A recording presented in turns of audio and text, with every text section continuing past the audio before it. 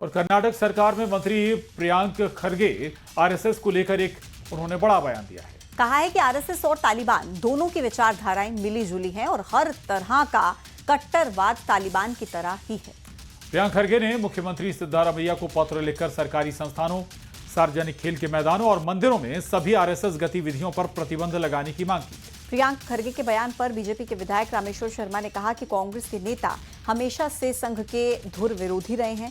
कांग्रेस ये ना भूले कि जब देश में कोई आपदा आती है तब कांग्रेस के नेता नहीं बल्कि संघ के स्वयंसेवक जाते हैं।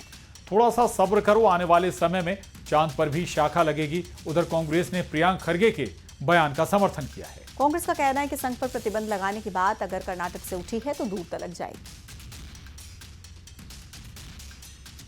अर्जुन खड़गे जी हों या श्रीमती सोनिया गांधी हों या उनके बुजुर्ग युवा नेता राहुल गांधी जी हों, ये सब लोग संघ के धुर विरोधी हैं। और यही विरोधी नहीं है, नेहरू जी भी विरोधी थे, इंदिरा जी भी विरोधी थी, राजीव जी भी विरोधी थे। और एक बार नहीं, दो तीन बार संघ पर ने जो है प्रतिबंध लगाया। फिर भी संघ 100 साल का होकर ये देश के, समाज की, राष्ट्र की सेवा कर रहा है, निस्वार्थ भाव से सेवा कर रहा है। खड़गे जी के पुत्र को ये पता नहीं होगा कि जब कहीं बाढ़ आती है तो खड़गे जी नहीं पहुंचते हैं, राष्ट्रीय स्वयंसेवक संघ का स्वयंसेवक पहुंचता है।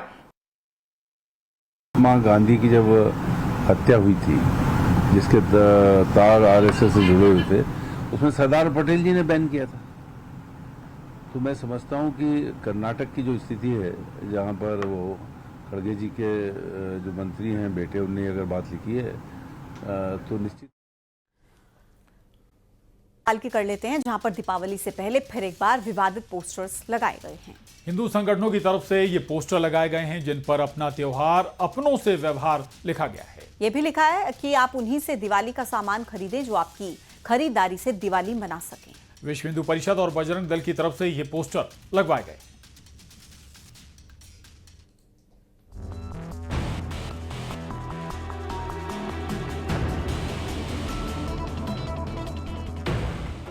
त्योहार से पहले एक बार फिर से एमपी में नफरती बयानों का दौर शुरू हो गया है। राजधानी भोपाल में हिंदू संगठनों की तरफ से पोस्टर लगाए गए हैं जिन पर अपना त्योहार अपनों से व्यवहार का नारा लिखा हुआ है।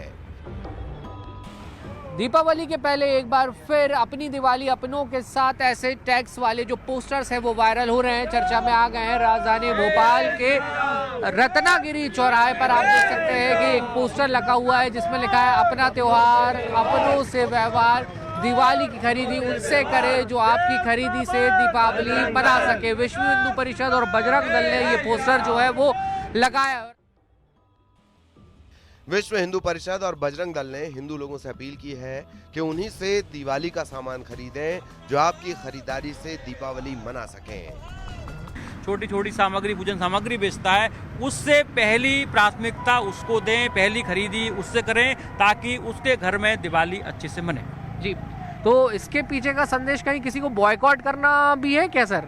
नहीं, हमारा ऐसा कोई संदेश नहीं है। हमारा तो इतना मानना है कि अपना त्योहार अपनों से व्यवहार। हमारे जो कुमार भाई हैं, गरीब तबके के जो भाई हैं, मैं सभी सनातनी भाइयों से आग्रह करना, निवेदन करना चाहता हूं कि खरीदी हमारे सनातन भाइयों से करें।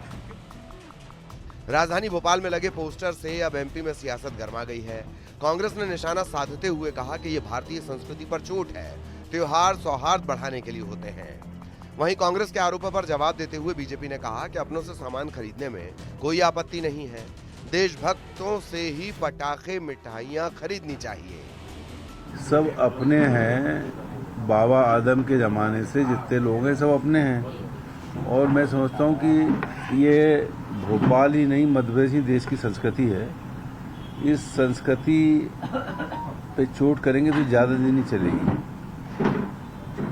क्योंकि जो इस देश के लिए जीते हैं और इस देश के लिए मरते हैं, उनसे पटाखे भी खरीदो, उनसे फुलझड़ियां भी लो, उनसे मिठाई भी लो, उनसे दिए भी लो, उनसे जो है सजाने के लिए झालर भी लो।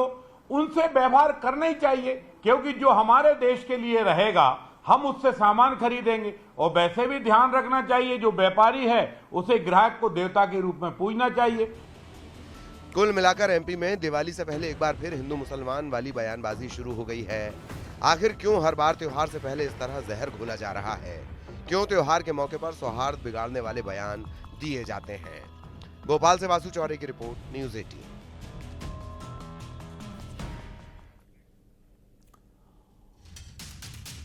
और अब बात महामंडलेश्वर आत्मानंद गिरी के बयान की, जिन्होंने मुसलमानों को लेकर एक बड़ा बयान दिया है। महामंडलेश्वर ने मुसलमानों को काल नेमी बताया। उनका कहना है कि मुस्लिम समाज अपनी बहन को बहन नहीं मान सका, वो दूसरे समाज की बेटियों को कैसे बहन मान सकता है। हिंदू बेटियों को मुस्लिम समाज के काल नेमी युवाओं से सावधान रहने की जरूरत है। ये लोग कहते कुछ हैं और करते कुछ हैं।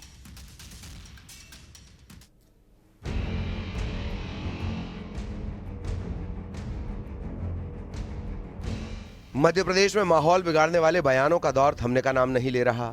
ऐसा लग रहा है जैसे हिंदू मुस्लिम के बहाने नेताओं से लेकर साधु संत भी राजनीति वाली रोटियां सेकने में पीछे नहीं हैं।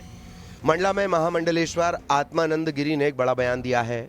मुस्लिम समाज पर निशाना साधते हुए महामंडलेश्वर ने कहा कि जो समाज अपनी बहन को बहन नहीं मान सका, वो दूसरे समाज की बेटियों को कैसे बहन मान सकता है। महामंडलेश्वर आत्मानंद गिरी ने हिंदू बेटियों को नसीहत देते हुए कहा कि मुस्लिम समाज के युवा कालनेमी जैसे हैं, जो कहते कुछ हैं और करते कुछ हैं। ये लोग हिंदू बेटियों का जीवन बर्बाद कर रहे हैं। जो मुस्लिम समाज अपनी बहन को बहन न मान सका, जो मुस्लिम अपनी बहन से निकाह कर लेता है, वो समाज की किसी भी बेटी को बहन कैसे स्वीकार करेगा। मुस्लिम समाज अपनी खुद की बहन के साथ मामा की बेटी, चाचा की बेटी, दादा की बेटी, बुआ की बेटी सबके साथ विवाह कर लेता है। अतः वो कभी भी हमारी किसी भी बहन को अपनी बहन नहीं मान सकता।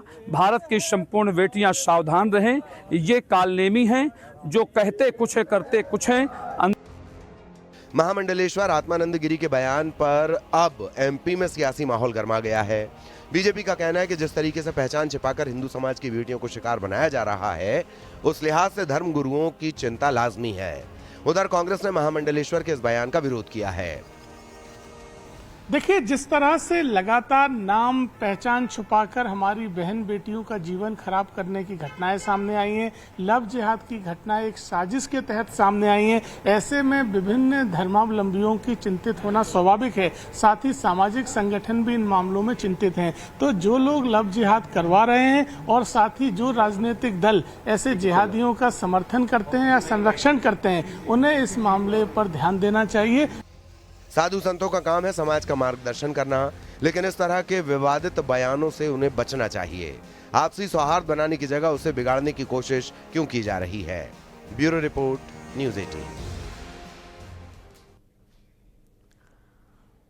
त्योहारी सीजन शुरू हो चुका है और इस बीच मिलावटखोर भी एक्टिव हो गए हैं, जो कि आपकी सेहत के साथ खिलवाड़ कर सकते हैं। ऐसे में आपको सतर्क रहने की बेहद जरूरत है। और आपको मिलावटी मिठाइयों की पहचान होना भी बहुत जरूरी है। घी हो या फिर हो मावा, मिठाई हो या फिर पनीर, हर चीज में ये मिलावटखोर मिलावट कर रहे हैं।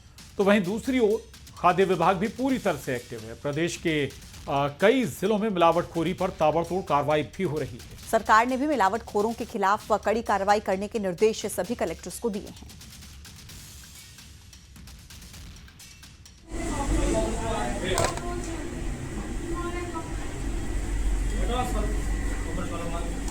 खाद्य विभाग का एक्शन जारी है। 3 तस्वीरें आपकी टीवी स्क्रीन पर। मुरैना, जबलपुर, रायसेन लगातार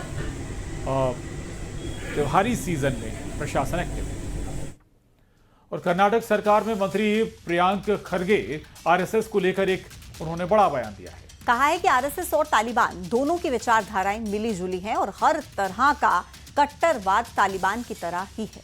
प्रियांक खरगे ने मुख्यमंत्री सिद्धारमैया को पत्र लिखकर सरकारी संस्थानों, सार्वजनिक खेल के मैदानों और मंदिरों में सभी आरएसएस गतिविधियों पर प्रतिबंध लगाने की मांग की है। प्रियांक खरगे के बयान पर बीजेपी के विधायक रामेश्वर शर्मा ने कहा कि कांग्रेस के नेता हमेशा से संघ के धुर विरोधी रहे हैं। कांग्रेस ये ना भूले कि जब देश में कोई आपदा आती है तब कांग्रेस के नेता नहीं बल्कि संघ के स्वयं सेवक जाते हैं। थोड़ा सा सब्र करो, आने वाले समय में चांद पर भी शाखा लगेगी। उधर कांग्रेस ने प्रियांक खरगे के बयान का समर्थन किया है। कांग्रेस का कहना है कि संघ पर प्रतिबंध लगाने की बात अगर कर्नाटक से उठी है तो दूर तलक जाएगी। अर्जुन खड़गे जी हों या श्रीमती सोनिया गांधी हों या उनके बुजुर्ग युवा नेता राहुल गांधी जी हों, ये सब लोग संघ के धुर विरोधी हैं।